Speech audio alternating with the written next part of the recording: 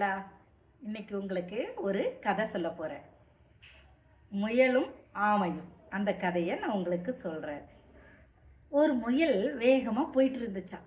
அந்த வழியாக ஒரு ஆமை மொல்லமாக நகர்ந்து போனதை பார்த்து இதுக்கு ஒரே சிரிப்பு வந்துருச்சான். உடனே இந்த முயல் போய் ஆமைக்கிட்ட, நம்ம 2 பேரும் ஓட்டப்பந்தயம் வைக்கலாமா அப்படின்னு கேட்டுச்சான். நம்ம முயலுக்கு என்ன தெரியும், நம்ம வேகமாக ஓடுவோன்னு தெரியும். ஆனாலும் முயலை பார்த்து பந்தயத்துக்கு கூப்பிட்டுச்சான். முயல் என்ன சொல்லிச்சான், சரி நானும் வரேன் அப்படின்னு சொல்லிச்சான். அப்போது அங்கே இருக்கிற எல்லா விலங்கையும் கூப்பிட்டு நம்ம 2 பேரும் ஓட்டப்பந்தயம் ஓடுவோம் அப்படின்னு சொல்லிச்சான். சரின்னு சொல்லிட்டு எல்லா விலங்குகளாம் கூப்பிட்டு பந்தய கூட கிழிச்சிட்டாங்களாம்.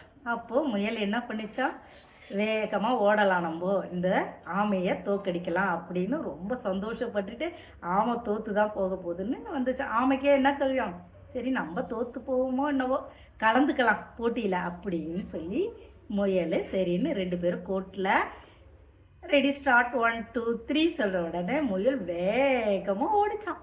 ஓடி அது பாதி தூரத்துக்கு மேலே ஓடிட்டு திரும்பி பார்த்துச்சான். புறப்பட்ட இடத்துலையே ஒரு அரை அடி கூட நகரலையா அந்த ஆமை. இதுக்கு ஒரே சிரிப்பான், இது எந்த காலத்துக்கு வந்து முடிய போகுது அப்படின்னு சொல்லிட்டு ஓடி வந்த, கொஞ்சம் களைப்பாக இருக்குது, நம்ம கொஞ்சம் படுத்து ஓய்வு எடுக்கலாம் அப்படின்னு சொல்லி படுத்து ஓய்வு எடுத்துச்சான் பாரு. இது நல்லா தூங்கிடுச்சு. இந்த ஆமை என்ன பண்ணிச்சா, மொல்லமாக நகர்ந்து நகர்ந்து வந்து அந்த வெற்றி கொடி கிட்ட வந்துருச்சான்.